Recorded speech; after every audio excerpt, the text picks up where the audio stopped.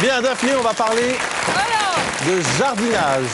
C'est censé être le printemps et oui. donc j'avais envie de me promener dans un jardin, de cueillir des fleurs et après de les manger. On s'en fout.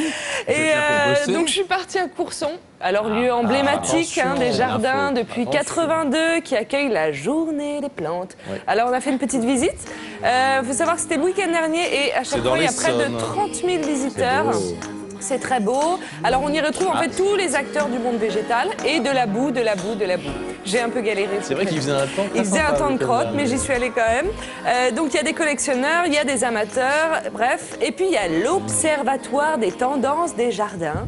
Et alors là, il présentait un jardin d'essai qui s'appelle Vite. Voilà. Et donc c'est une création qui a été réalisée par deux jeunes paysagistes, mais surtout des designers, et c'est ça qui est nouveau. Et donc ils ont tenté de répondre au désir du tout et tout de suite du jardinier impatient, un peu comme moi en fait. Donc on va prendre un petit cours tous ensemble de jardinage. Oh, c'est bien ça.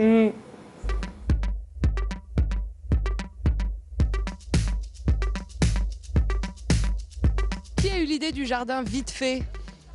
Alors Vite, c'est l'Observatoire des tendances du jardin, c'est leur thème cette année et le défi pour nous c'était de traduire cette notion de vitesse dans le jardin. C'est pour que du coup la notion soit visible tout de suite, immédiatement. Ça jaillit, c'est les plantes très rapides, puis plus on progresse, plus on avance vers l'éloge de la lenteur et des arbres beaucoup plus vieux.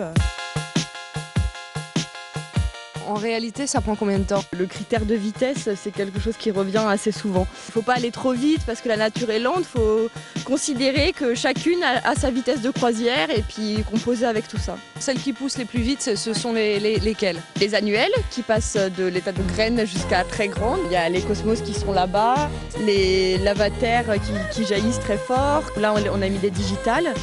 Et puis ensuite, on a mis aussi des arbustes qui grandissent très très vite.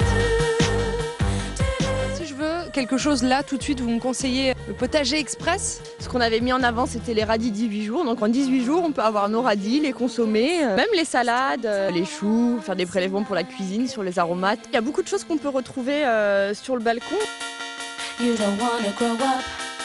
Petite astuce rapide. Un mur végétalisé. Là, en l'occurrence, c'est des œchères. Des œchères, c'est la même plante, plusieurs cultivars différents. C'est comme une peinture. Si on est un peu bricoleur, on pose 2-3 planches qu'on cale sur les murs. On s'éclate, on fait ce qu'on veut. Là, en l'occurrence, on a fait un petit dégradé flamboyant.